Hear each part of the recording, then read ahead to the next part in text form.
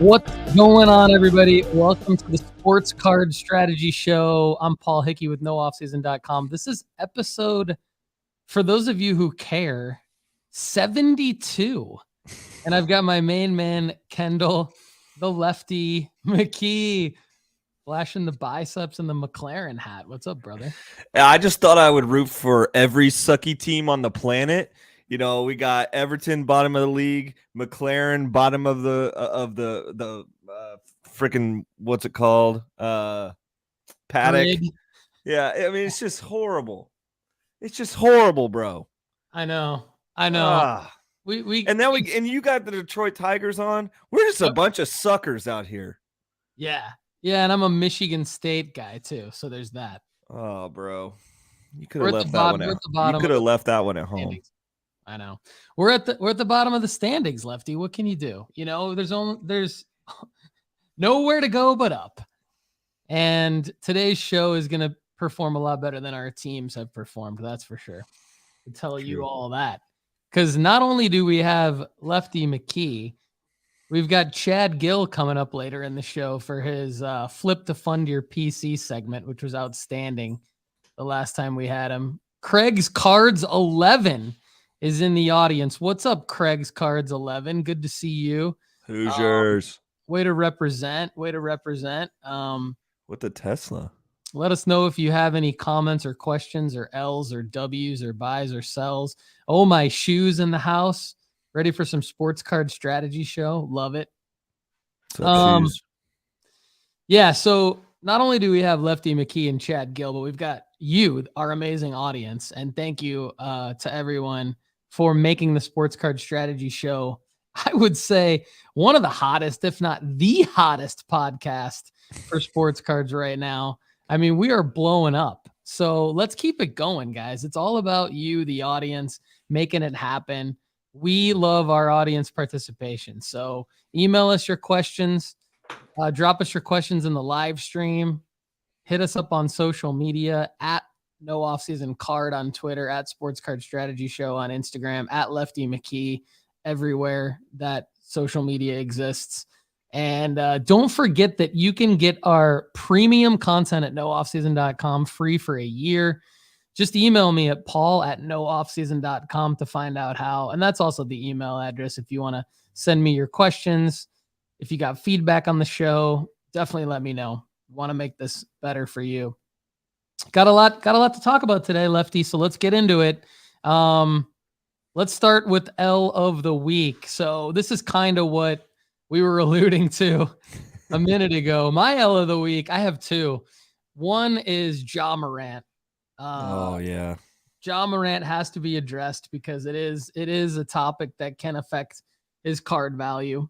You know, we've seen athletes with off the field issues be a concern for sports card investors. I would like to know from the audience, drop a comment if you are concerned about Ja Morant now.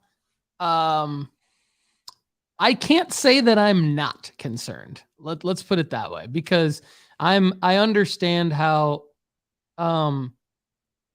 athletes can get in trouble off the field, and that can derail a career. It can derail a young, promising career, even for a guy like Ja Morant.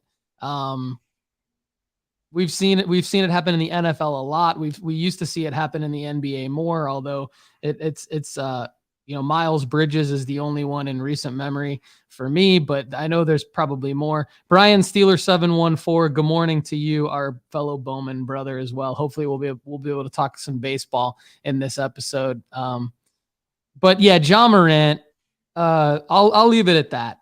You know, flashing the gun. Now that brought up my understanding is that brought up some off-season issues that occurred where he punched a 17-year-old during a pickup game. And then Ja was the one who filed charges against the 17-year-old because apparently the other guy started it, according to Ja. But anyway, it's a little bit like, this is what happens is like when one of these things occurs, things from people's past bubble up, and then you're like, holy crap. Like who is Ja Morant? So that's unfortunate. And then my other one is Oscar Piastri. This is an obvious one for those of you who have listened to past episodes of the Sports Card Strategy Show or been at nooffseason.com to check out our content. Oscar is a guy for the last year, almost exactly a year ago, I started touting Oscar as a guy to buy in sports cards. Now, it's his first race. This might be a little bit of an overreaction. I kind of like we kind of knew he was going to go through some of this where you can't just step on the grid right away as a rookie and dominate like you did in F3 and F2, of course. So Oscar still has a lot of upside. I'm not saying that he's an overall L. I'm saying he's just the L of the week, because when I was checking I didn't watch the race, but I checked in on the ESPN app as I was out and about, and I just saw he was already out. So that was just like, okay, that's an L. Got to talk about that on the Sports Card Strategy Show. I don't think that we would see like a huge dip in his card prices or anything, because he's still that hot prospect for the season.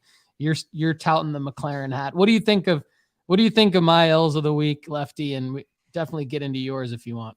Yeah, I think the Ja Morant stuff is tough. I mean, it's just like, I'll just leave that one there. I mean, it's just like it is what it is, but the guy's got to be smarter. Like you're the one of the best athletes in the league. You don't see LeBron doing that. But other than that, man, I'm super excited for the rest of the season.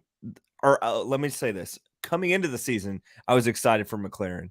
Horrible testing day, horrible first race in Bahrain. Oscar had a gearbox failure, was actually running pretty well. He was passing people, arguably driving better than Lando, which is impressive in itself. Lando's the top driver in the grid, I think. And then Lando's car was just decimated too, but finished the race barely. I mean, he was very back, but I think it was just like a precedent that McLaren just wanted him to finish the race. They didn't want to have both drivers pit early. But Oscar was really running well. I mean, you even see that like today he was like, I'm disappointed for how the race went, but I'm excited about future races because we were running well. And he was passing people and being the guy that we think he's going to be. So honestly, if his prices are dropping right now, go scoop some up. I don't want to say like he's going to move on from McLaren, but what I do see is like Russell had struggles at his first team, and now look what he is. So it's not just like these drivers are just taking over instantly. It's not like in other sports where you can just dominate instantly. I mean, like there's a reason that these old dudes are on the grid forever. There's a lot of experience that is related to the sport, and congrats for Alonzo for making the podium for the 99th time in his history. So pretty sweet.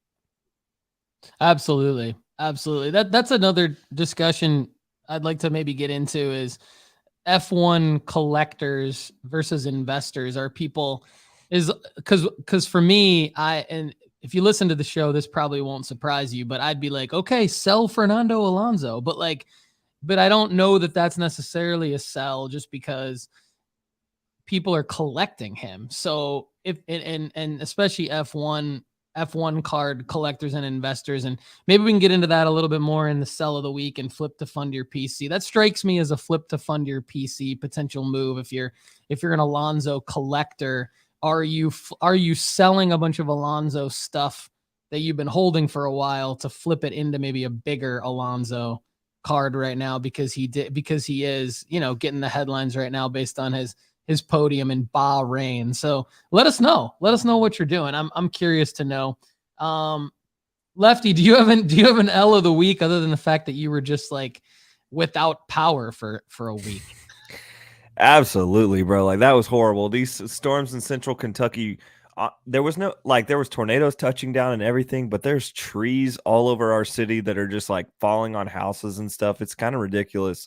So if you guys think about central Kentucky, go ahead and send up a prayer. It's been wild out here. We didn't have power for I think like almost 2 days or something, and there's other people that won't have power till like Wednesday. My place of employment doesn't have power and it won't until Wednesday. It's pretty wild. So it is what it is, but we are safe here at the McKee household, at the Lefty household. Thanks for the good wishes there, all my shoes. Yeah, that's great. I feel the same way. Glad you guys are safe. Glad you have power. I certainly don't have the patience that you have, so that I don't know what I would have done. We were okay here in Tennessee. We got like one quick little power outage, and then I had to reset my clock on my stove and my microwave. So oh man, tough out there for the Hickey. I know, super tough. All right, so my win of the week, I just got to talk about my guy Tyrese Maxey real quick. I think he's a guy that definitely is has become a favorite, notable favorite of the hobby for sort of obvious reasons. He lit it up at the end of his rookie season.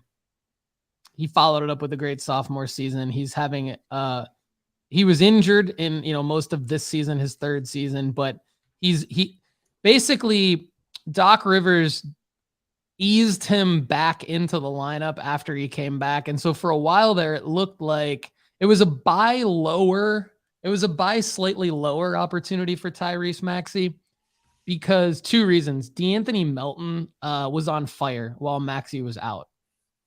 And Maxey was out. And then the other part of that is that when Maxey came back, if you're not following like the Sixers closely or the Sixers beat writers, you may not realize that like Maxey didn't actually lose his starting job to D'Anthony Melton. It was actually like Doc Rivers playing the hot hand and the healthy hand because he had the luxury and he didn't have to rush Maxey back in. Well, what you've seen over the last week is like Maxey is now back and he's back in the starting lineup and he's back putting up the numbers that he was putting up.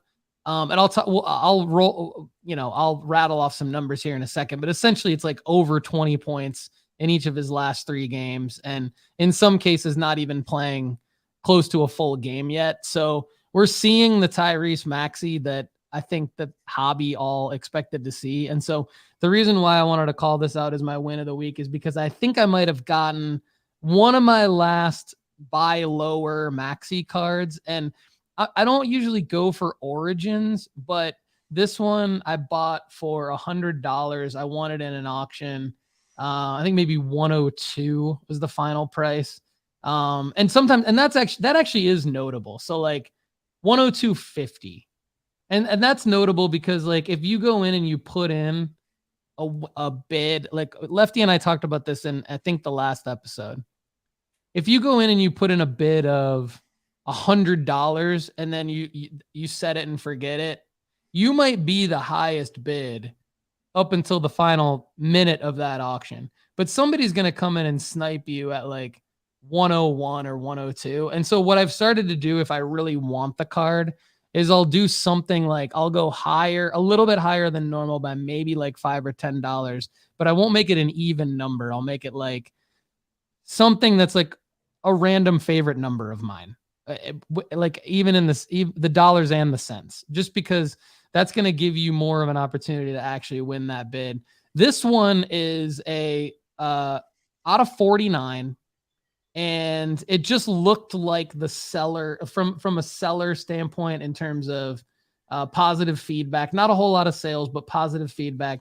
You're never going to really be able to tell. Origins typically have some soft corners and stuff. So I'm expecting at least one soft corner on this. You can't tell from the photo, but the way that it's packaged already in the one touch with the sleeve over the one touch. And the fact that it was, a lower price Tyrese Maxey out of 49 rookie auto like that's kind of what it's a simple move. If I didn't win it, it wasn't gonna upset me. I won it. I thought it was a good price. So I wanted to call that out as a win, mainly because Maxey is a guy to just kind of put a bow on at this point. I think you probably stop buying Maxey now.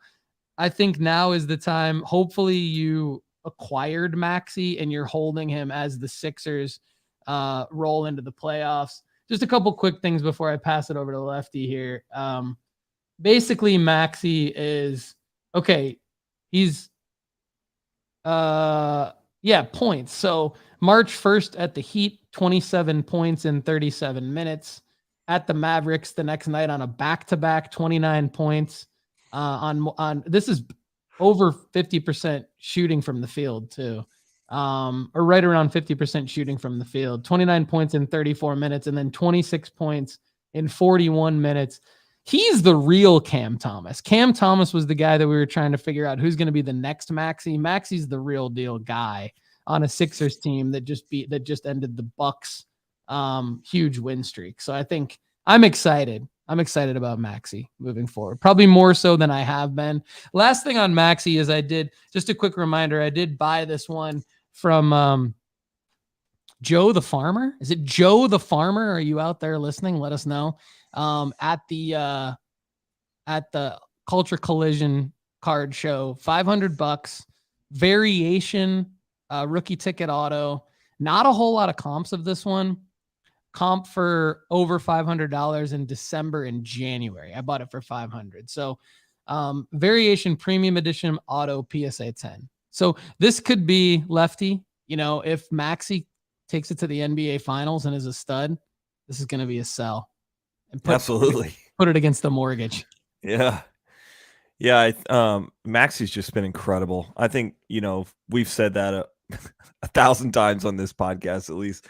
One of the guys that we can't stop talking about because he honestly can't stop doing good things. I mean, he's the youngest guy on the team. He's like offensively carrying the team when Harden and Embiid are needing rest.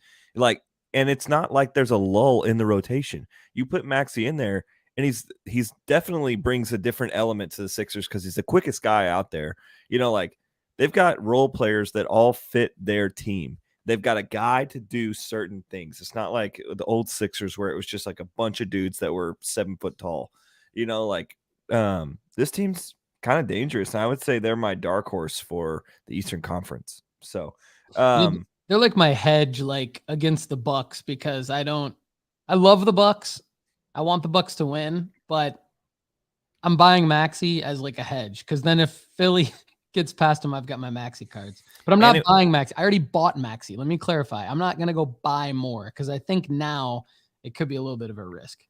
Yeah, I think at this point, it's something that Philadelphia teams in every sport have been in the finals, and they've lost in every sport in the finals. So if Philly gets to the finals this year and they lose to a Western Conference team, I'd be pretty shocked. So, if they get there, I think whoever gets there from the East wins the NBA Finals.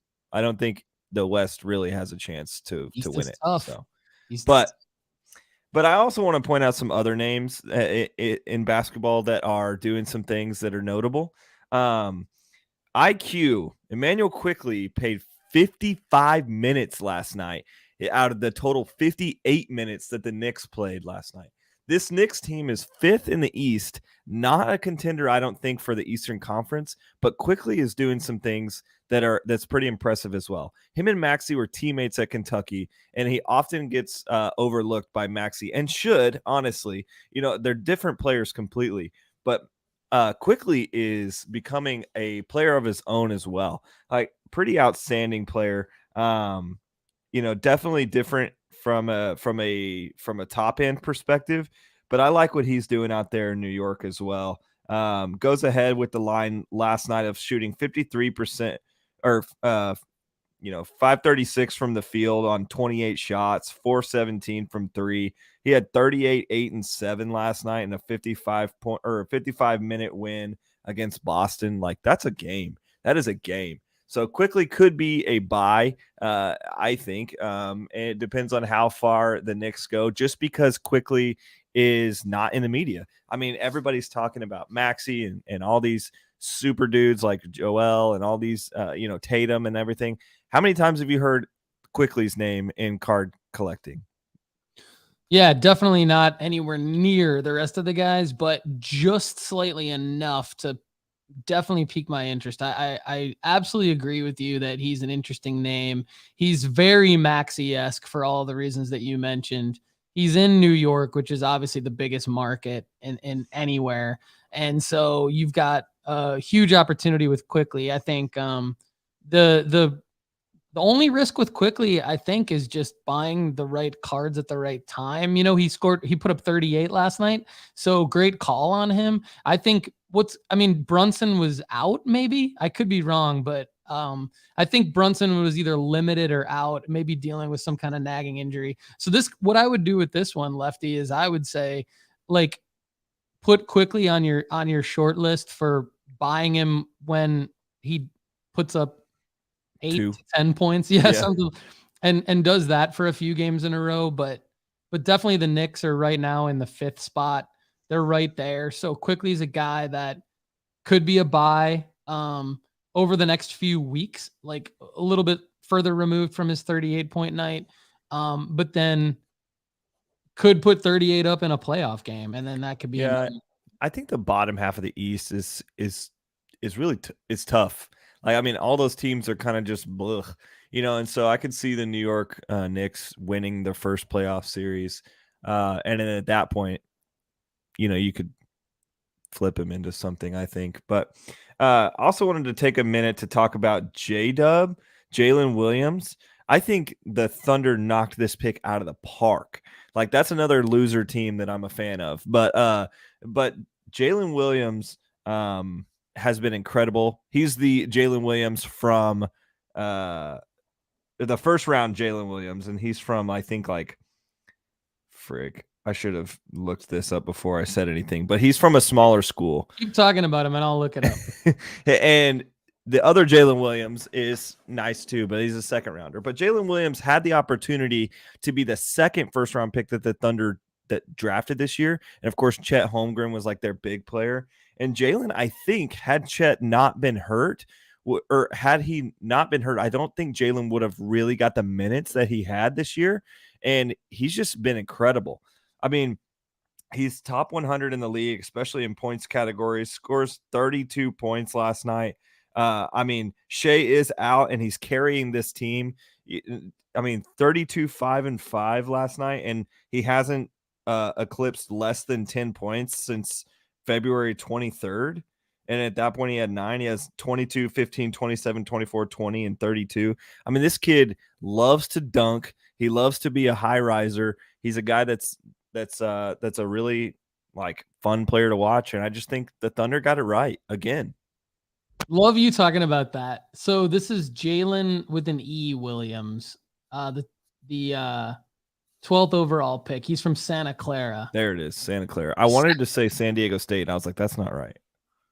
Yeah, I mean, close sounding with the S sound, but Jalen Williams with an I, Jaylin, was the second round pick, number 34 overall, 6'10" from Arkansas. Yeah. So, I mean, simple way to understand whose card you're pulling or bidding on.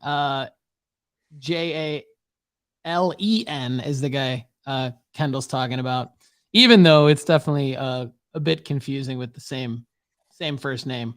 Yeah, love that you're talking about him because, there's basketball card strategy is huge. I'm a basketball card guy mainly because there's less risk in basketball from a longer term. You have a longer runway for potential upside with basketball cards. This is a bit of a opinionated soapbox of mine, so feel free, audience, to agree, disagree, push back, have this be a discussion. But one of the reasons, we all love the hobby because, like, we can all pick whatever we want, right? There's so many different options, so we can decide what to collect, what to invest in, what to take a chance on, all this stuff, which is fun.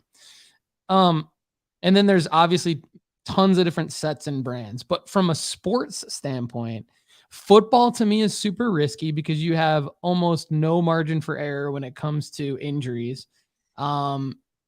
Baseball has an element of risk in that you get, when Bowman Chrome firsts come out, when they first come out, they're extremely expensive. So you're buying in at the top of the market, and you have to really get good at prospecting to make money. But there's opportunity there, but there's also prospect fatigue, and there's not a guarantee that everybody's going to make it to the major leagues. So there's that risk in baseball. F1, there's just really a few guys who are going to perform. Like there's not as many guys, which I like about F1. So it's kind of like narrower. My thing with and soccer's spread out all over the world, so that's very hard to invest in. The thing I like about basketball compared to everything I just named is that less injuries, less players. Typically, it's when somebody puts up a career high night or is on the top 5 plays, or makes the all-star team. Like, just it's more predictable to hit the markers, and then the markers do what you thought the markers were going to do in basketball.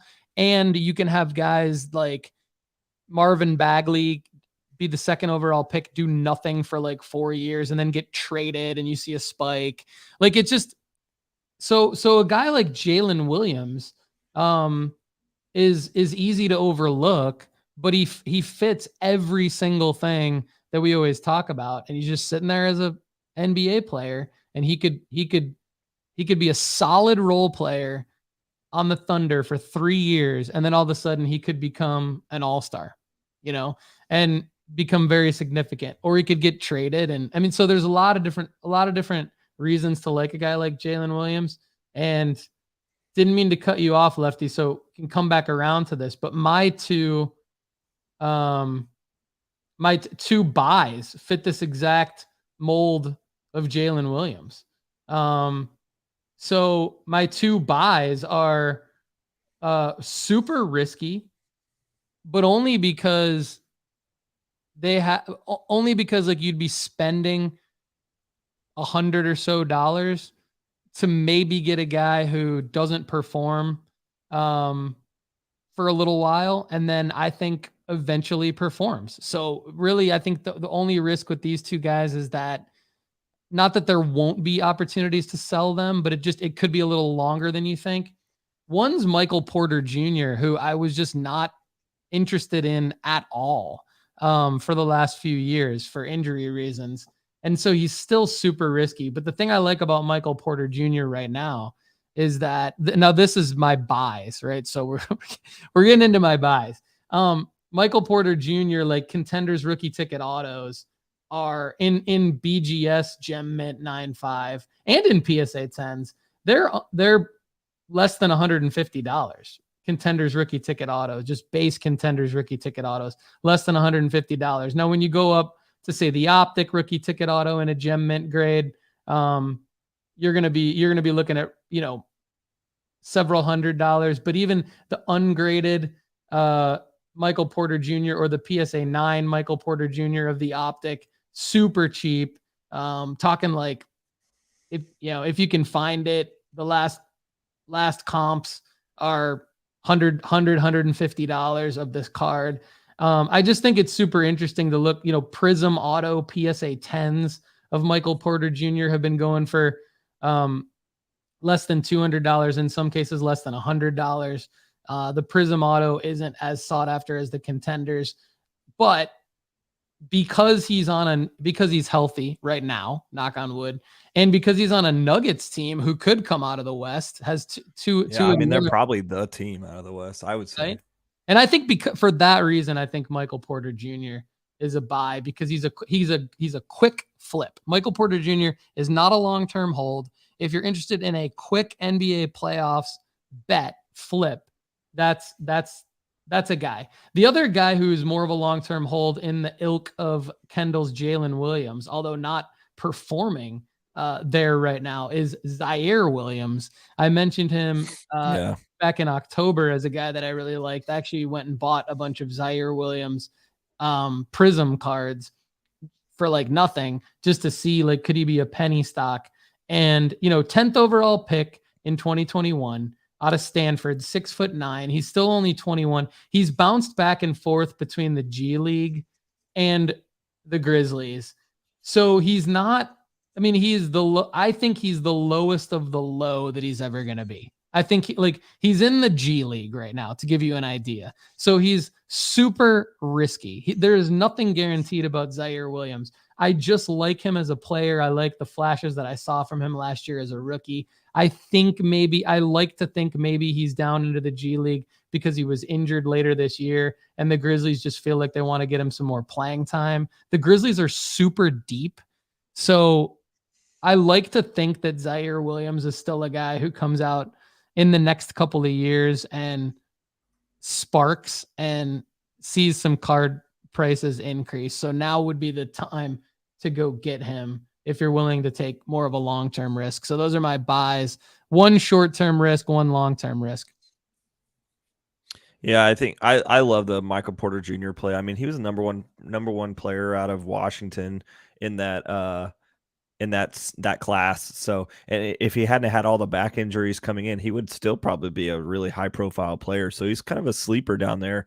If he's healthy, I mean, he's going to be an electric player, and he's a super big dude that can shoot and like play it on the floor. I mean, it's a nice player. My buys of the week are MLS related, which I know you love. Yes. But I think there's a guy here on LAFC who is an international player that's going to turn some heads, especially we even saw it in week 2 because it was week 1 for him, but week 2 because LAFC did not play in week 1. But LAFC has probably one of the biggest markets in the MLS.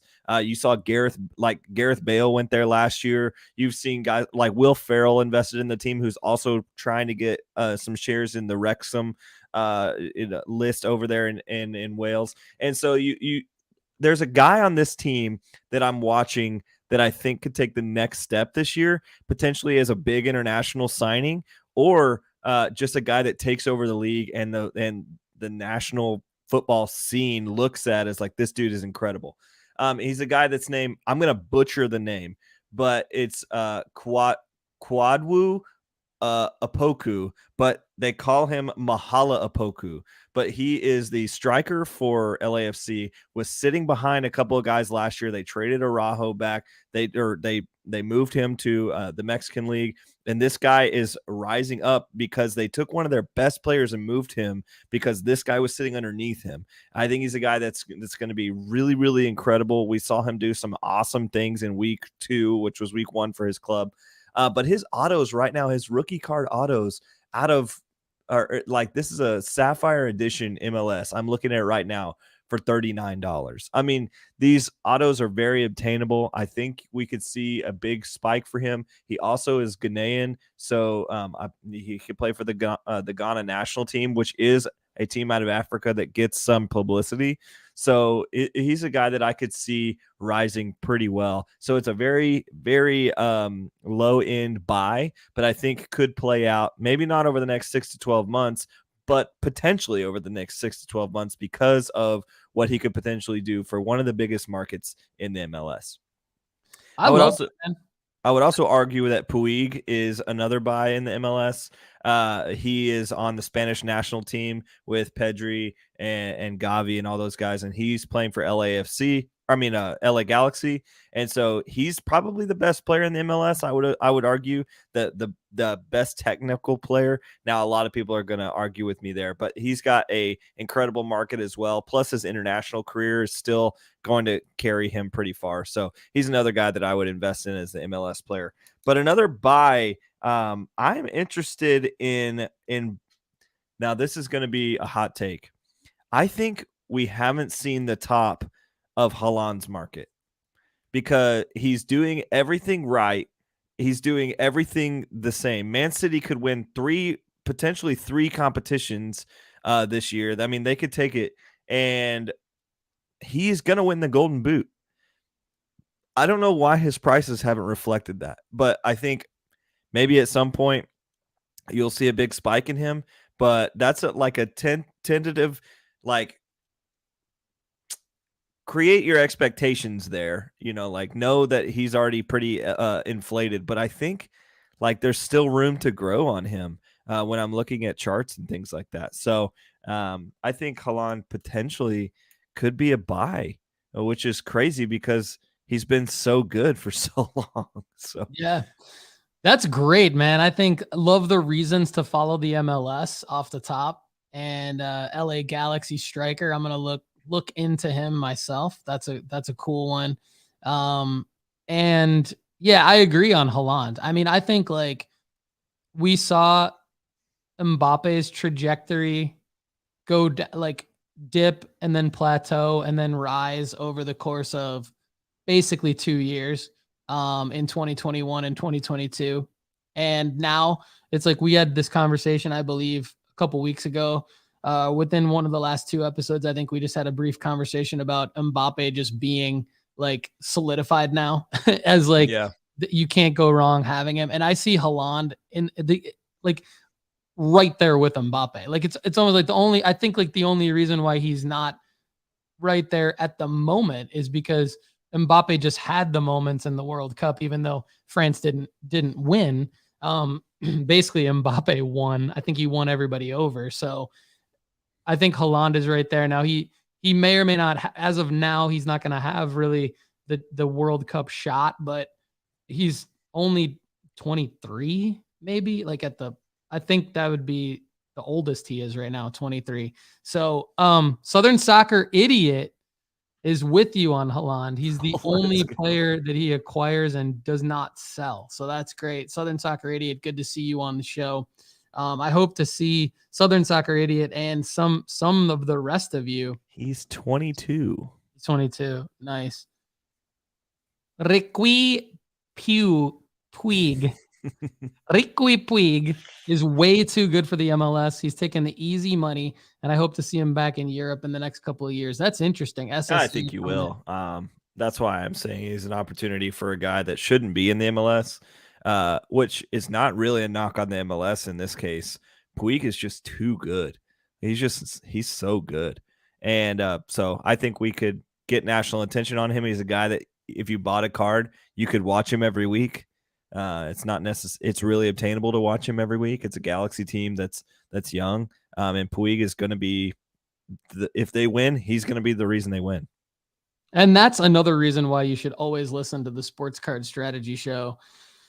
Tell your friends to listen as well, because, friends in the hobby, you're not going to buy all these cards. Like, so tell your friends to listen to the Sports Card Strategy Show just so that you can look smart in front of your friends and be like, hey, Kendall said to buy these random dudes from the MLS. You should do that if you know.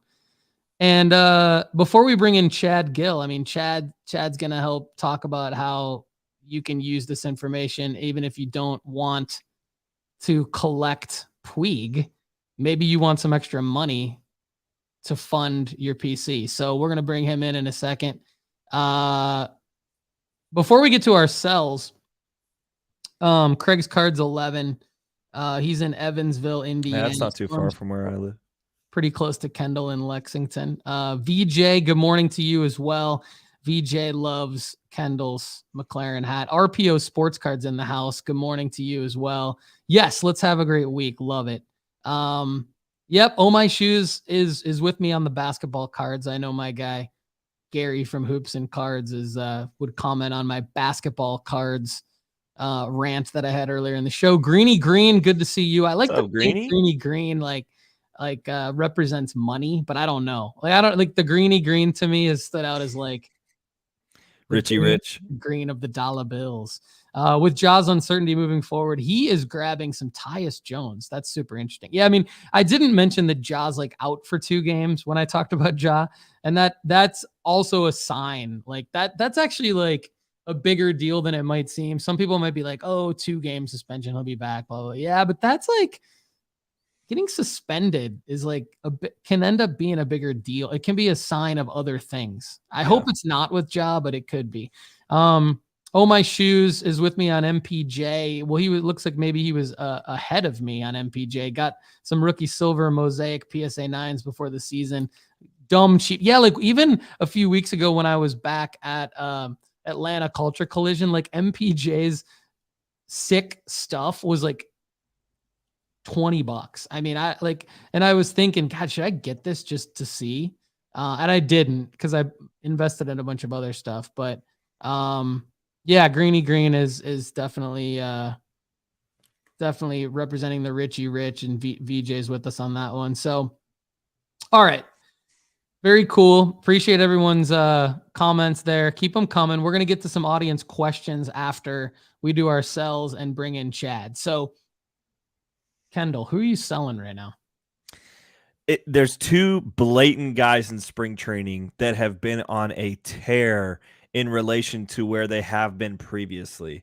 And you're going to recognize both of the names probably. One of them is Jason Hayward is playing for the Dodgers. And he is a guy that used to play for the Cubs and was on that Cubs World Series team. No, not Jason Hayward. Sorry, that's a basketball player. Frick, messing this up.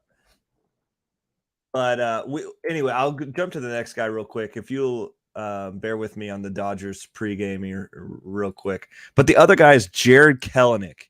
So Kelenic is destroying baseballs right now. And this is a guy that was a top prospect all over a couple of years ago. And we are seeing him come back into spring training, and he's got like 4 home runs in the first week of spring, or first 2 weeks of spring training. He's electric. Looks like he's electric again. Here's my theory on this.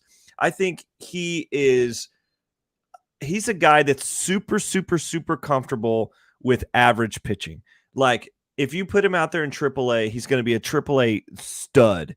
And I think he gets into the major leagues, and it's just like maybe he's in his head, or maybe it's just one level too high for him, or I don't really know why he hasn't been able to click it at the major league level. But Jarred Kelenic is destroying baseballs once again for the Seattle Mariners. The thing that I think is really cool about this is he has a huge market share. And so there's a lot of people that invested really, really heavily in Jarred Kelenic. Now, I have a big Kelenic stash over here that I'm fixing to list today, because I don't think that Kelenic is going to end up putting it all together. And maybe he will eventually, but I don't want to be around for that. Like, I don't want to be around for 3 years from now being like, whoa, I got some money on my Kelenic cards. I just want, if he's going to destroy baseballs in 3 years, then I have an opportunity to get back in on him. What I need to do now is sell my massive stack of Kelenic cards, because he was actually the second baseball card I bought in 2020 when I started rebuying cards. So, like, I've had these cards for almost 3 years now, and I'm ready for him to be out of my portfolio for a minute. I've seen a lot of losses here, and so I think there's an opportunity for me to gain back some of it. Now this is just a hedge for me. Like, I'm not going to be able to get back everything I was able to get from him when I bought him when he was the number 4 prospect in baseball. But I can get some stuff to flip back into a guy like Mason Hour, who I'm really searching into right now. So I think Jarred Kelenic is an absolute sell right now. And then while you do your sell, I'm going to look up this other guy's name so I can come at this guy's name. That's cool. And actually, my sell's super fast, but before I get into mine, let me ask you on Kelenic, because I think this is a great piece of content for everybody out there to understand. Because Kelenic was like the number 1 prospect in 2021, like leading into the 2021 season. Yeah. And possibly even before that, prior to that. But anyway, when he got called up, he just absolutely sucked. And then they sent him back down, and then they tried it again last year, and it was the exact same result. So I wonder, like, when you buy, like, say it happens with Jackson Holiday, like, let's just pretend. And you don't sell, like, to me, the Kelenic thing in 2021 told me, don't hold O'Neal. Like, that, what I did with O'Neal Cruz the next year was I just sold it when he got called up. Like, I did because of what happened with Kelenic, and then the same thing happened with Spencer Torkelson. So, like, Detroit Tigers hat here. So, like, my question is, what, like, when you bought Kellenic and then those 2 seasons happened, not once but twice, were you now hoping literally for this spring training for him to do something so that you could dump him? Or like, what was your thought process after it happened? Honestly, like my thought process for Kellenic was like, crap, I held the bag too long. And I was just like, he's going to get a guy that's going to be traded around and he's going to have some good games. And I'm just going to be holding most of these cards forever. So I think that's where I was at with him. Now I'm at the strategy point where I'm like, sell when they get called up or in spring training or when they're about to make the league. And this is what Chad's going to talk about. This is how you could flip your investments for your PC. Like if I love these guys down the road, I can flip 5 or 6 prospects into one of them, which is fine. Because like I'm dealing with so many prospects that I have the margin in some of these prospects to put into a PC later. So I think that's what he's going to talk about in a minute. But for instance, there's a guy this year that I'm looking to sell. Sal Frelick is a guy who's been destroying baseballs in spring training. And he's a guy that I bought pretty low last year. And he's a guy that I could make a little bit of margin on. I don't think he's going to be a top prospect. So I have some margin on him right now. So I'm probably going to put him on eBay next week. So it's like, but that's just, like the Indy thing, the Indy Rodriguez. Do I believe Indy's going to be a big major league player? I do. But am I going to hold all of his cards until he's like an MVP? No, I'm not. I don't think he's going to be an MVP. So I'm going to sell his cards like now. So you need to design a graphic visual that kind of shows like the opportunity cost or whatever of like holding an Indy Rodriguez.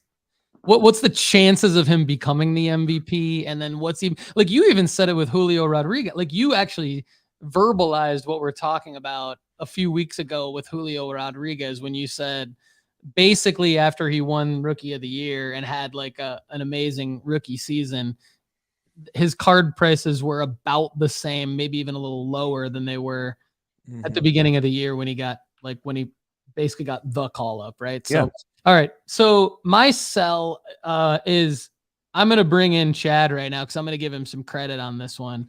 My sell is courtesy of Chad Guell. It is De'Aaron Fox.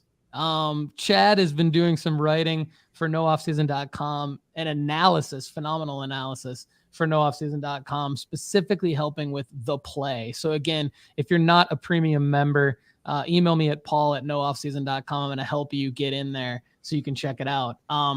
But Chad came back around and said, if you took our advice on holding De'Aaron Fox cards, you're about to cash in on some profits. So we told you to basically buy and hold him earlier in the season.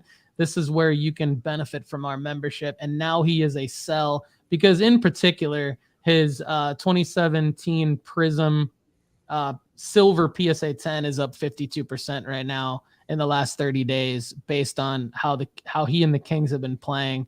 And so now is kind of the time where we talked about it earlier in the show where like with Maxey, it's like you wouldn't necessarily buy into Maxey right now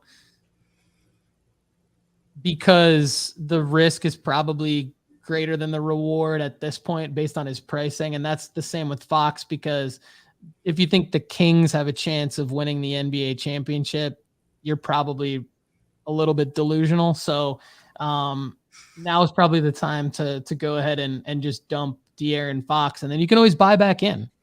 So anyway, thanks to Chad for the great analysis on that at nooffseason.com. And good morning to Ryan Borusky. Just saw you commenting. Thank you so much for the kind words on the show. Let us know if you have any questions. So Chad Guell, our main man here, we're going to let you do your thing for a few minutes on flipping to fund your PC. And then let's take some audience questions together. And whenever you have to jump off is totally fine. So whatever time you can give us here on flip to fund your PC, we're all ears. Welcome, Chad Guell, audience member turned analyst for nooffseason.com and the Sports Card Strategy Show. Good morning. De'Aaron, writing that for De'Aaron Fox was one of the hardest things I've done because De'Aaron Fox is my son's favorite player outside of Giannis in the NBA. He has autographed jerseys, autographed cards, PSA 10s coming out our ears, and he refuses to He doesn't want to sell any of his De'Aaron Fox, but my De'Aaron Fox, they're on eBay right now for sale because the whole hype cycle is to flip to make the profits so you can fund your PC, and you can't get attached in this business to any one specific card or player for too long. So I know you guys have talked long before I ever came on the show about you can actually just focus on one player and make a bankroll. There's ups and down roller coasters with every single player over the course of a year or 2 years, different hype cycles, different teams do well. Damian Lillard dropped 71 points. There's things that are going to cause cards to go up. And when they go up, you got to sell on the way up. If you wait and try and time the peak, that's when you lose money. You end up with a 3-year stash of Kelnick cards, right, Lefty? Yeah, man. Exactly. I was messaging Lefty the other day. I'm like, we got our sell of the week this week. This is an easy one. Yeah, he was like, hey, I'm calling this before the show. I was like, you're exactly right, bro. Awesome. There we go. Hey, look, we can be accused of pumping and dumping. I don't think we have the audience for that. That's exactly what I was gonna say. I think our audience, we are a very, very niche show. I would love to have the influence to be able to pump and dump, but at this point, everyone listening, we appreciate you listening and watching. And if you want to help us get to the point where we could pump and dump, definitely do it. Share the Sports Card Strategy Show with everybody that you know. Anyway, Chad, back to you. What little nuggets do you have for us today, man? Well, in the light of the pump and dump, the nice thing about the way that I do most of my funding to flip my PC is with the buying of a 9.5 or an 8.5 and cracking and trying to go up. The beauty of doing it that way is it has nothing to do with whether or not the team does well. And Yes. with the De'Aaron Fox, like I had mentioned, when you're looking at their first round playoff or second round, and I don't think they're going to make it past the first round. Right now, they'd have to play the Dallas Mavericks. I mean, can you get a worse first round matchup than the Mavericks? Yeah. I mean, I think the Mavericks are one of the 2 or 3 teams that have a chance of coming out of the West. And that's the reward the Kings get for having the number 3 seed in the West. That it almost seems unfair, but I am working on, I'm going to be putting together a video this week on how to crack cards. I'm just waiting for what was my buy of the week. I bought 3 of them. As I mentioned previously, I like to buy 3 SGC 9.5 Clayton Kershaw Topps rookie cards. If you go to eBay, you can find on the 2nd of this month, I just bought my 3rd and final one. I bought it for $169. PSA 10s are selling for anywhere from $580 to $650 right now. And that's before the season gets going and he starts lighting things up again, because he is arguably the greatest pitcher in the last 10 years consistently in the major leagues. But I'm just shocked at how inexpensive you can buy a 9.5 SGC, CSG, BGS of a GOAT really of this generation of one of the pitchers. Now, pitchers aren't great investments, but we're not talking about the episode of, great investments for your PC. We're talking about flipping opportunities, right? And that card, the average, I bought them for $169, $185, and $134. The $134 was a CSG 9.5. If I get $110 out of that, it pays for the other cards, and then whatever I got, it's free. It's free money. Yeah. And that's what we're talking about when we're flipping to fund our PC, is trying to find those pockets where you're playing with very little risk. I've been getting more and more into soccer as my good buddy Kretsch has got me.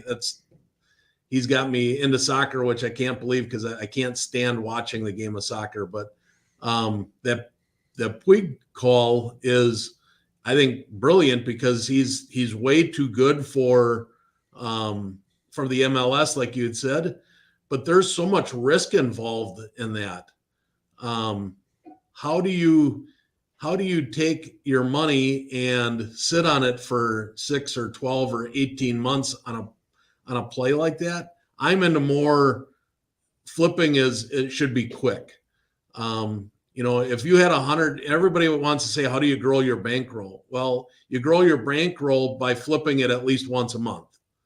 Whether you buy multiple cards, if you had $100 budget and you could flip it and make 20% and you flipped it once a month, at the end of the year, you got $350. And now you're talking within 1 year, you're going from a PSA 9 of somebody you like to you upgrade to a 10 because at the end of the year, you take that $250 that you made, put that into your PC, and you still got the $100 that you started with. There's a lot less risk with doing something that way than prospecting. Now, don't get me wrong. I do a ton of prospecting because it's fun. It's fun. It's just not the greatest way to fund your PC, or it has the most potential for the biggest gains. You hit Sal Frelick, like I'm a huge Brewer fan being from Wisconsin. I've been watching him. I bought a whole bunch of his colored parallels, non-autographed colored parallels. And I've got 5 of them at PSA right now. And if any of them come back 10s, I'm going to cash in big. But if that guy makes the club this year and does anything at all, there's your home run hits for flipping. But if you want a safe way of doing it, it's buying dollar bin cards at the local card show that with a good eye and, getting them graded to get a 9 or a 10 and 2, 3, 4, 10xing your money, or buying a card and cracking it and hoping for an upgrade. Yeah, absolutely. And Chad, I absolutely love your Clayton Kershaw example for today. For many reasons, the hobby is missing this type of content. And that's one of the biggest reasons why we're collaborating to create this for nooffseason.com. And I get just as excited personally about the ability to have like some arbitrage like that as much as I do with prospecting. So with Kershaw, what I like about it is you're taking an already established player with a solid collector base, like a solid Clayton Kershaw, even though he's a pitcher, and you made the great point, it's not a prospecting play. It's not like a buying Clayton Kershaw as a player because you think his value is going to go up. It's actually completely different. It's buying an already established player with a market, with a collector base, where it's just a simple, this is a gem mint in the case of CSG. If it's an older CSG slab, the 9.5 was their older gem mint. So if it's that, or in the case of SGC 9.5, it's a grading company, notoriously hard to get a 10. Maybe a 9.5 does cross over into a PSA 10, and it's not at all, has nothing to do really with Clayton Kershaw's performance, except for the fact that we just kind of know he's going to dominate. So it's like this profile can be applied across baseball. It's different than baseball prospecting. It's another way to get involved in baseball cards, to flip, to fund your PC, to make money. Even if you want to do this move to keep the money in your pocket, like we're not going to, that's what this show's about as well, of course.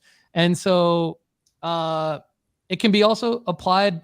This concept can be applied across other sports, right? Like you could probably take a Kawhi Leonard, for example, and do like a similar thing. Like I haven't done the numbers on it, but you could probably take like a Derrick Henry potentially, different players across different sports. And I'm not saying buy the card, hold the card, and expect the value to go up, but I'm saying do what Chad just said to do the research around where the crossover opportunity could happen. My follow-up question for you is, do you have like a general gem rate, or could you report back to us on kind of a gem rate as you do this on an SGC 9.5 over to a PSA 10? Because I think the hobby's probably also missing that data as well. And I'd love to be able to give our audience some insights into like, and this is probably something I might need to do more often so that we have this data as well. But the crossover rate of an SGC 9.5 to a PSA 10 is something I'm super interested in. Yeah, so I wrote that down in case anybody asked. I've been doing this for about a year now, and my experience is last year I cracked 42 9.5 SGC 9.5s. So I had 42 of them so far that I've gotten back from PSA within the last year. Out of the 42, the gem rate 10 is 62%. What? 62%. That is outstanding. That's a play, everybody. If you don't know what we're talking about, SGC 9.5 is not a gem mint. It's like one half step below an SGC gem mint card. So what Chad is saying is that based on his sample size, which I think 42 cards is enough of a sample size to say that that's a pretty good play to go on, is that like if Chad said, well, I did it with 3 cards and 2 of them got a PSA 10, it'd be like, well, that's promising. But 42 cards to get 62% of them back as a PSA 10, that's a play. So did it yield like the profit in that? Like, extrapolate that out into the actual like profit margins if you can, because that's awesome.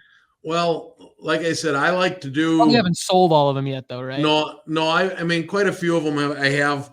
And right now, I currently, because I've been doing more and more of this because it's becoming the safest, easiest way to flip the money. But I'm learning as I go there too, because timing matters. So I have 2 orders at PSA right now that I thought had a ton of baseball that should have been back by now based on some of the my earlier ones. I was getting them back in about 5 weeks on the bulk orders. And right now I've got 2 of them that are there for 7 weeks. They've been sitting in QA2 for 2 weeks. And that's killing me because I need those to be. Yeah, come on, QA2. I've got some of that going on too. Let's go. Before the season, I've got 5 PSA orders there right now, but I've got 2 of them sitting in QA2 for 2 weeks. But you got to make sure when you're doing this, even though there's margins to be had, if you want to maximize your margins, timing matters. You have to take into account, you got to figure 6 or 8 weeks, whatever it's going to be for the time to do it. And then look at it like, when is the best time to flip these players? Yeah. Okay. I would argue right now it's almost too late to do for basketball because the playoffs are going to be happening in May. If you send off an order now and you don't get it back till the middle of May and your player gets knocked out in the first round, it's getting really close. You maybe could get another week or 2 and get lucky on a basketball play. But the next 60 days is football season. You should be looking at football right now because when you buy them, crack them, and send them in, you're going to be getting them back in May, June, and July is like the peak of the year for football. Right going into the national, everybody starts talking about football. Yeah. Right into the beginning of the preseason. So you got to kind of make sure that you're playing that ahead of time. Like the best time of year to buy baseball is Thanksgiving to Christmas. That's typically the lowest time of the year. So you want to make sure that you're timing, not just making the play to flip, but you're thinking far enough out in advance that you're planning that it's going to take 6 or 8 weeks to get the cards back. That's amazing. So we're talking about cracking slabs. We're talking about using all the same principles when we just buy to flip later.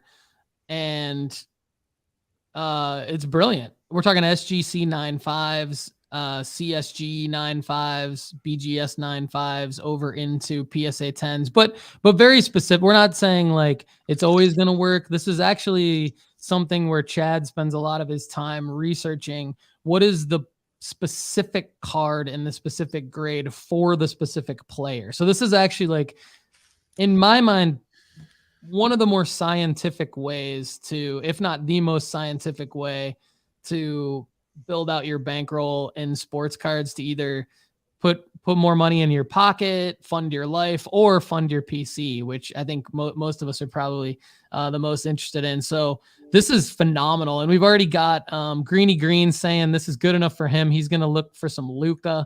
And again, like Luka's a guy. So to Chad's point, like Luka's probably late for this year, but Luka's Luka. So like Luka is like, if you want to do Luka, that's fine because there's always the next year with Luka. You know what I mean? Yeah. So it's like if Luka could get to the NBA finals this year, lose, but then win the championship next year, like he's that guy. So I think he's a safe one if you can find obviously the numbers working in your favor. I don't know. Saka is a guy in soccer for VJ chiming in.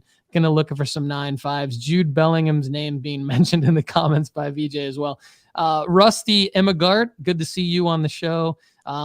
You have missed a lot, but the good news is that you can catch this right back on YouTube, Apple, or Spotify. So you really actually haven't missed it. Attaboy, Rusty.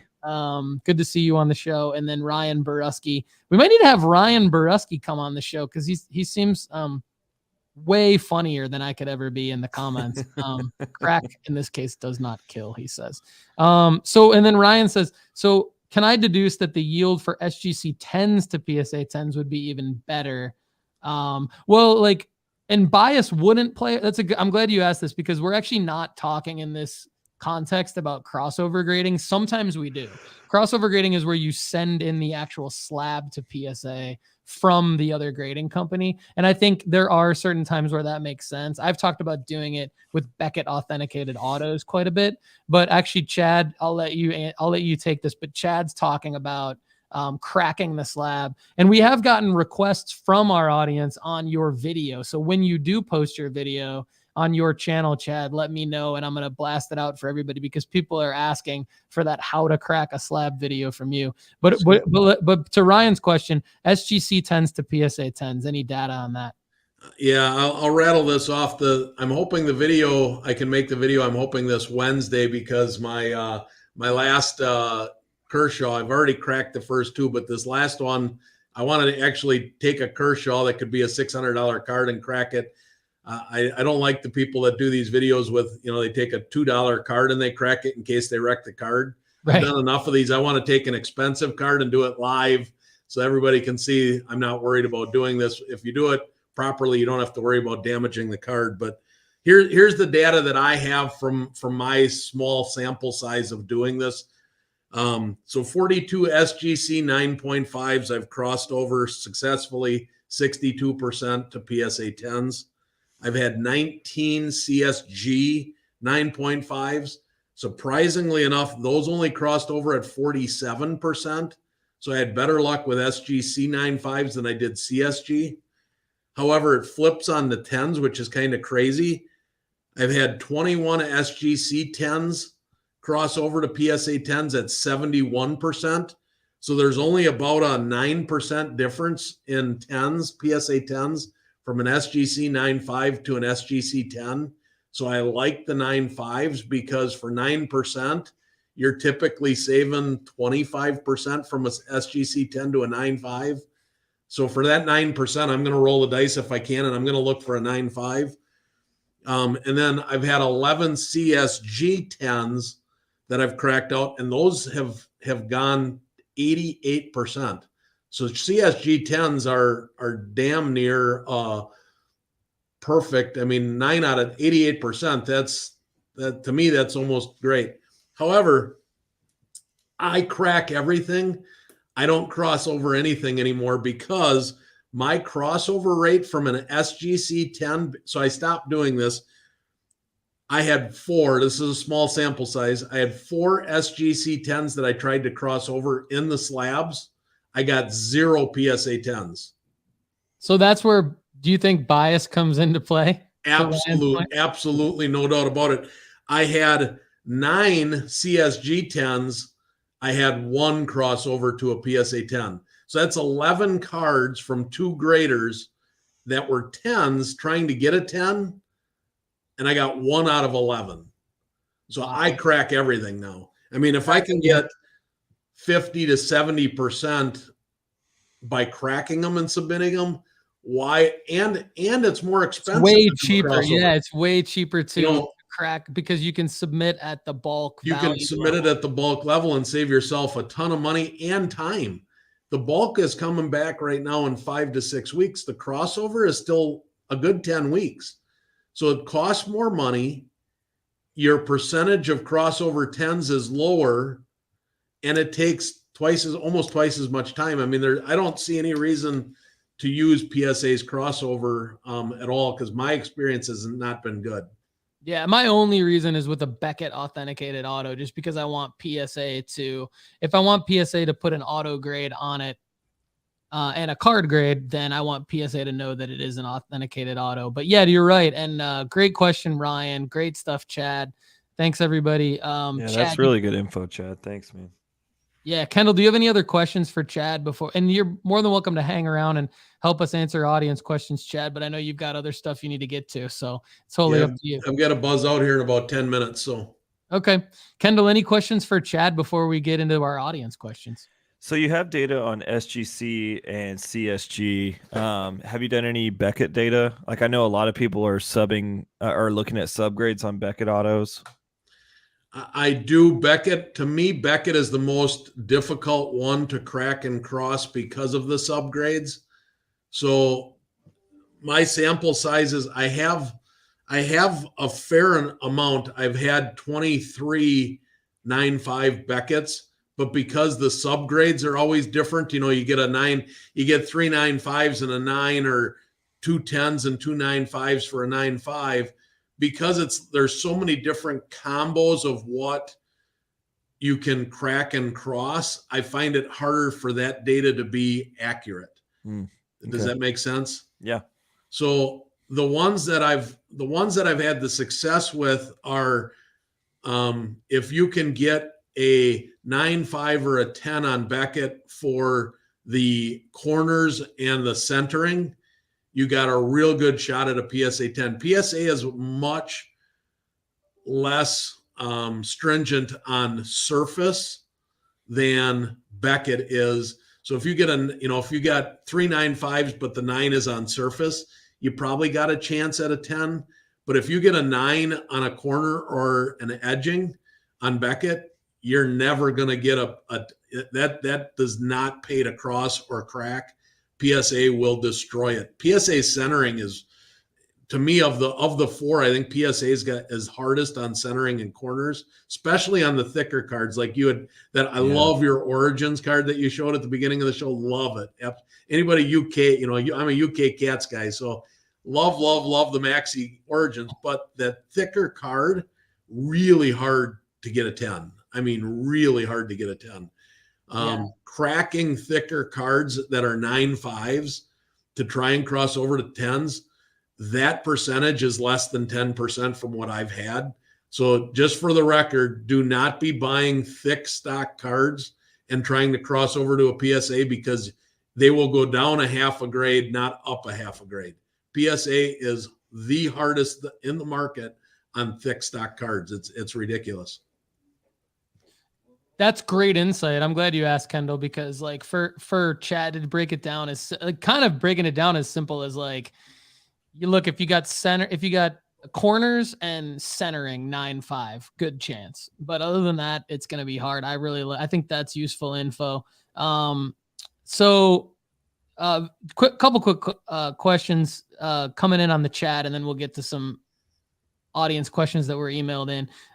VJ asks, does PSA not authenticate autos? No, they do. Let me clarify. PSA authenticates autos.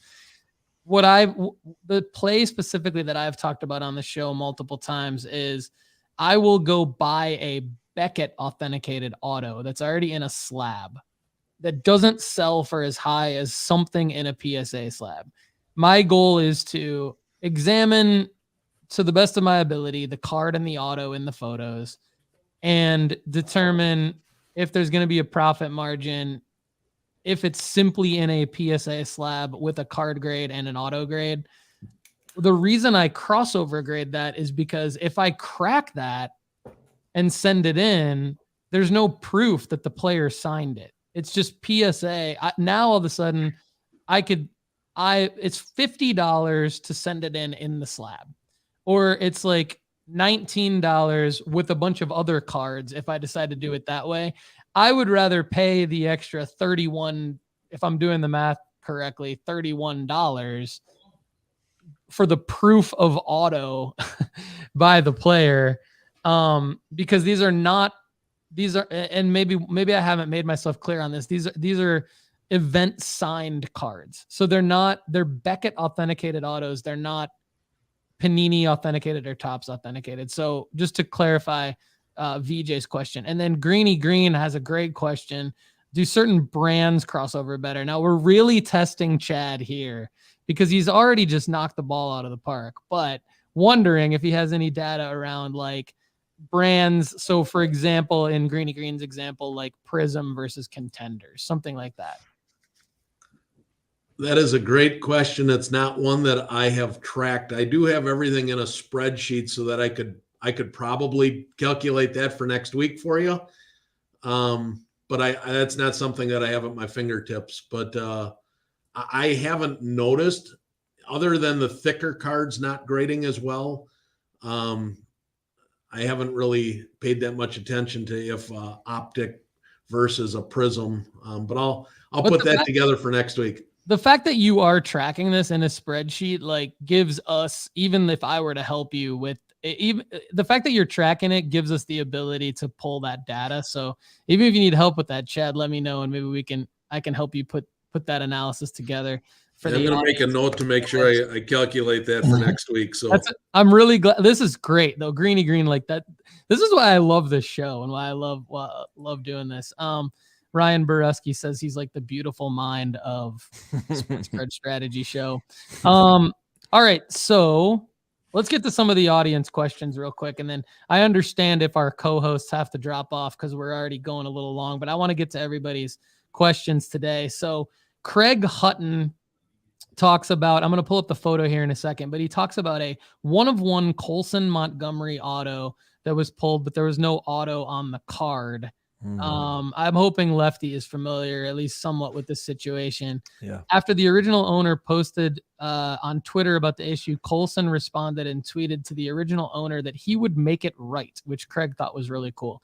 Craig's been collecting Colson's cards of late because he grew up not far from where Craig lives. Little shocked to see the card show up on eBay a few weeks later. So Craig reached out to the owner and worked out a deal. Now Craig has the card with no auto. The previous owner of the card mentions he did correspond with Colson and he got him in touch with his Topps representative, but that had kind of stalled.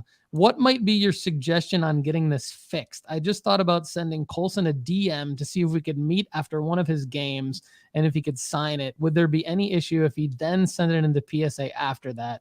Would PSA notice there wasn't a sticker auto and on-card auto? I like this. It's loaded. It's a loaded question, but there's a lot to unpack here, but I really do like this question. So thanks, Craig, for the question. I'm going to pull up a picture of the card here on my screen, but Kendall, is this something that you're familiar with in terms of, you can talk about Colson Montgomery, you can talk about the 101, talk about the situation, what you would do, and then I'll kind of chime in here too. No, I'm familiar with this scenario. I saw it on Twitter. I saw how Colson reached out to him and said, I'll fix this. Honestly, good publicity for all around for White Sox and Colson Montgomery, who is a top prospect in that product as well. This is the 1-of-1 Mojo from a Bowman paper. It's not his first as well. So this is a card that is unique in itself. So like you're already saying like this has a lot of variables, and it does. Because it's even a paper Mojo 1-of-1 as well. So, but what I would say is for our buyer here that did reach out to them and did purchase it, I think there's a good chance you're still going to get this signed from Colson. He seems to be like a person that is working to make it right. A lot of times Colson can't do autograph stuff without his agent's representative, which is why he's going to have to, you got to go through his Topps representative. I would say just keep hammering that. I don't think you're going to have a likelihood of getting it signed from him at a game, because I think there's some licensing things saying that he can't do that for some reason. But what I will say, I'm just figuring that he probably has some stipulations why he can't sign it. and why he has to go through a Topps representative. Now, what I will say is if you did get him to sign it and it was in the same like pen as his original autos, like I would take one that's either black or blue, depending on what the other autos looked like. These cards are signed in like on card. So if you got it on card, assuming that nobody listens to nobody that you're selling it to listens to nooffseason.com, you could play it off as just like this is his one of one auto, because it would already be an on card auto, plus it would be him signing it. So I don't see why this wouldn't be it's already messed up as a Topps certified autograph. It literally even says Topps certified autograph right above his name, and there's no autograph there. So you could probably send it back into Topps as well, but that's going to force like a redemption back and all. It's going to take freaking forever. So I would just keep the card, try to interact with his representative. And if nothing else, this card probably could still sell as a standalone because it's a Colson Montgomery 101. It's a freaking cool story and a cool card, even without the auto, because it says Topps certified autograph issue 1 of 1. Yeah. It is one of those things where Lefty and I talk about, like, the more you have to explain something, the harder it is to sell it in this world. So, I do feel your pain on that, but I think it's really cool, Craig, that you went out and you have this story now. You have this card. I would just as a sport, see, my experience is from being a sports fan and from working in professional sports and having gone to a lot of games and kind of having a knack for like what the players' routines are and when to get autographs, and like something that my son and I have done a lot of. So more as fans than as like trying to do it for monetary value. But I would say, like, if you go to a game, I'm going to basically piggyback on what Lefty said. Everything Lefty said, I love that. I would take that as the real answer.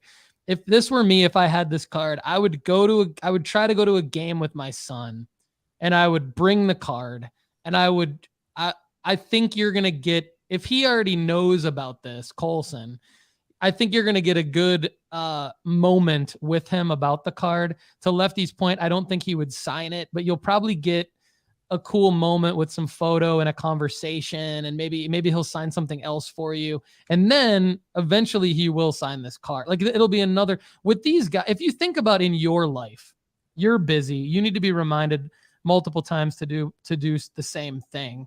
Now multiply that by like 700 for a professional athlete.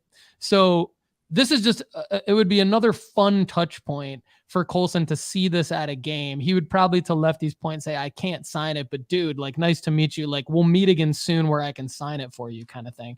I love Lefty's idea of getting the same color pen.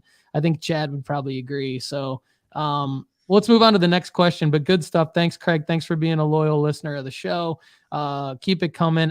He asked me a question about why I lived in Europe, basically just because we wanted a different experience for our family. Thanks for asking about that personal question, but I'm happy to be back in the United States. Rusty and McGart, Russ, my man.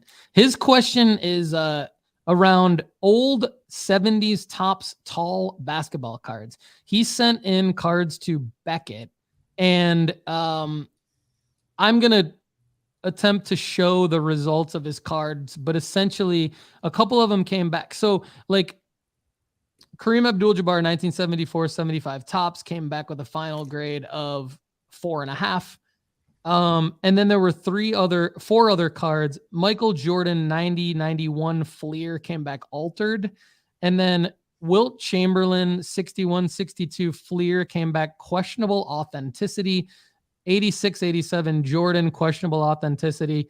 69-70 Topps Lou Alcindor, questionable authenticity. So what I would say quickly on this from my experience is that because we see altered for the Jordan, this is Beckett. So I don't have, I've never graded anything with Beckett, so I don't know, but I've with PSA and SGC quite a bit, because we have one that says altered and it's a 1990 Fleer. And then we have 3 from the 60s that, 2 from the 60s and 1 from the 86-87 Jordan that we all know that say questionable authenticity.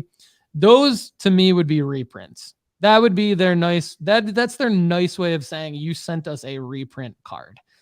Because altered, if it were altered, you would get an altered grade, which I do know that means the card's authentic, but it's been altered in some way. Maybe not intentional, but maybe it's been intentionally trimmed, something in between there. And so you can actually sell those cards for quite a bit of money. But unfortunately, I think you've got 3 reprints of those other ones. But Chad, Kendall, do you have anything to add to that answer? Do you think I'm right, or do you think anything to add there? I think you're spot on. I've had that happen before as well. I had a Jordan sticker rookie, a 86 Jordan sticker rookie that I was 100% certain was real. I tried all 4. I tried CSG, SGC, Beckett, and PSA in it every single time it came back. So then I got desperate. So then I even tried GEM grading because I had heard that they'll sometimes slab non-real cards. So I even tried that, and they sent it back as questionable authenticity. That it means it's a reprint 100%. And Cool. A 1990 Fleer card that's altered, the most likely what happened there is somebody probably had it in one of those screw down 4-screw holders. And if they tighten them too tight, they flatten out the corners, and they don't measure quite right. So they're considered altered. Yeah. That's what I see a lot. I think you're exactly right. Rusty just chimed in the comments and said that one they said was altered. So that makes a ton of sense. Now, one thing I will say, Rusty, is that you can take the altered one. I'm not sure if BGS slabs altered cards or not. I know that SGC does. So what you can do in a situation like this with an altered card is send it to SGC. And I think it's still like $30 to get one card graded. So you might be completely eliminating your entire profit margin with that particular card. But if anyone out there listening has a different card that's older that sells for a little bit more than that Jordan 1990 Fleer, you can take an altered card. If other companies won't slab it, you can send it to SGC. They'll slab it with the A. That's what the A grade is. It means it's authentic, but like to me, it means authentic altered. And so, anyway, that's another play. So I gotta, sorry guys, hate to interrupt. I gotta run. All right, Chad, thanks again for everything. Great week. job. We'll see you again. Yeah, we'll see you again soon. All right, thanks. Chad Guell, everybody. Really appreciate his work at nooffseason.com and Sports Card Strategy Show. Real quick, Ryan Borusky says that he had the same experience with a second year Jordan. PSA sent it back, an MBA at PWCC. Yeah, I'm familiar with that. Sent it back. SGC graded it a 5. That's interesting. Keep trying, basically. Yeah, I would be happy with a 5, especially after all of that. All right, so here is Scott Fuquay. My main man, Scott Fuquay, emails me a lot of questions. Always happy to answer any of your questions that you email me at paul@nooffseason.com. What is your opinion on redemption cards? Redeem them or sell the redemption card? Kendall, I need your help with this one. There are 5 specific cards that Scott sent me. To me, my overall answer is it depends on the card. It depends on your patience level. And it depends on the brand. There's a lot of different variables here. But Julio Rodriguez, 2022 Panini Prism debut signatures silver prism redemption. Trey Murphy III, 3 different Trey Murphy IIIs. 2021 Panini Select Auto, 2021 Panini Recon Auto, 2021 Panini Recon Jersey Auto, and finally a Josh Sargent 2021 Panini Chronicles Ticket Auto, serial numbered out of the random 289. I have redeemed some redemption cards, and they took forever and a half to come back. Even if they did come back, they were not what I expected them to be. I would say no matter what, from now forward, I've kind of set a precedent for myself that if I pull a redemption, I'm just going to sell the card. I'm not going to scratch it. I'm not going to redeem it. I'm just going to sell it for what it's worth and keep moving, because most of the time these redemption autos are taking forever to come back to you. And sometimes the player never intends to actually sign. Like I know LaMelo had like a ton of redemptions at one point that were out there, and LaMelo wasn't going to sign them, but they were still like moving like, oh, maybe I'll get something for this. It's just like there's a lot of different things about redemptions. There's even a class action lawsuit about redemptions that I believe favored it in favor of the card company, but I hate them. They're the worst part, I think, of opening a pack of cards. Like when you see a redemption on them, like frick, like I just got to move this on eBay now for whatever I can, rather than pulling a sick auto. For like one time we got a I think it was like an out of 50 Torkelson auto in a Bowman set. That would have been worth a freaking butt ton of money, but we sold the redemption for like, I think, maybe half of what it would have gone for. It's just disappointing. Honestly, it's the worst part of the hobby, I think, other than eBay scammers. So I would always sell the redemption. It's a tough place to be in, but just get it out of your hands, man. Let somebody else be, especially when we're talking about 6 to 12 months flipping. Like that's kind of been the precedent that Paul and I have kind of talked about, the timeline with which we talk about most of these things, just 6 to 12 months. Other than vintage, I think that's where we're at with that. But you're not even going to get these back in 6 to 12 months. I think I've heard of like 3 or 4 situations where they come back fast, and those are few and far between. So yeah, great answer, Lefty. I'm glad you have a firm answer on that. I'm gonna echo your thoughts and just say sell the redemption cards. I'll add a little bit of a twist to it. I think that you've got J-Rod, Trey Murphy III, and Josh Sargent. All 3 of these guys happen to be pretty hot right now also. Like I just looked up Josh Sargent because I don't pretend to know this off the top of my head, but apparently he scored a couple goals last week, or a couple weeks ago, not last week, but he's scored a couple goals. So Josh Sargent is a U.S. men's national team member in soccer. For those of you who don't know, this is Panini Chronicles ticket auto. So that headline in a eBay search would be a good one right now. Trey Murphy III has had some amazing outings this season for the Pelicans. He's been on fire.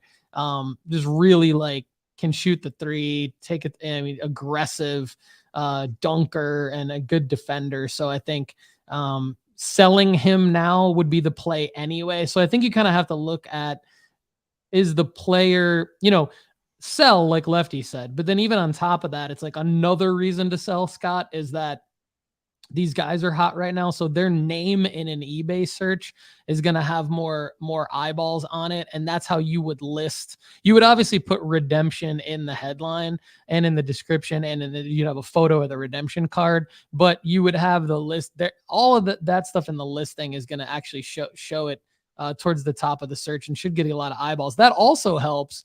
Kendall's made this point on the show before, which I don't want to forget. That also helps more eyeballs on your other listings. So that's the collateral benefit of actually listing these redemption cards right now for these particular players. So I really like that. And then Craig's Cards 11, who chimed in earlier in the show, is actually Craig Hutton, who has the Colson card that we talked about earlier. So we're more than happy to take your question. He says he did DM Colson last week, but no response. Yeah, you got to just keep trying. You'll get there. You got to try to go to a game and meet him, unfortunately, but don't, obviously, spring training is going to be hard. Really, really cool to have the card. I'm sure you'll be able to sell it at some point. If you want to sell it, there'll be a market for that card. But yeah, Craig, thanks again for your question. Everybody, thanks so much for all of your questions. Thanks for watching and listening to the Sports Card Strategy Show.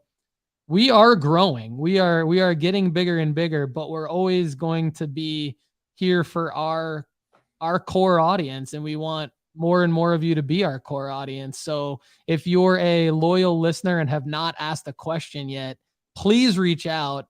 Lefty McKee on social media, Sports Card Strategy on Instagram, No Offseason Card on Twitter, and Paul at nooffseason.com, of course. That's honestly probably the best way to get me, because I'm always checking and responding to my emails more so than I am on social media. But anyway, everybody, thanks so much for watching and listening. Lefty, anything else you want to add before we take them to the rock music today? I think I'm really interested in the WBC that starts this week, the World Baseball Classic. I didn't really get enough time to talk about that. There's a lot of big names that are going to be in it, and some of them that are going to be interesting on the investing market. Trout being probably the one that I'm most looking at. So look out for the WBC. It's real baseball happening, competitive baseball. So, Kendall, how does that affect spring training? Is that simple? Is that just like, hey, these guys that are in the WBC don't really need spring training anyway, so they're going to use it as a better, more elevated real life game experience than what they would get in spring training, and then they're going to be able to be done and start the big league season or does it affect their ability to start the big league season? I think it does affect the big league season at some level. A lot of teams are asking players not to play depending on their situation. I know it's particularly interesting for pitchers because they ramp up early, which is not good for your arm. Like your arm works in cycles, especially if you've got you're 10 years into a career, your arm knows when it's needing to get ready. And when you throw that off and you're throwing meaningful innings in March, like that's I'm not a huge fan when it comes into longevity of the player in terms of their major league career. Like for instance, I'm a little bit worried that Trout's going to go into this WBC and his back issue is going to happen again. Now, I don't, like he's already seen, we've missed a couple of years of like he's borderline the injury prone tag, and then he's going to be on this WBC roster. It's a little bit scary. But it is what it is.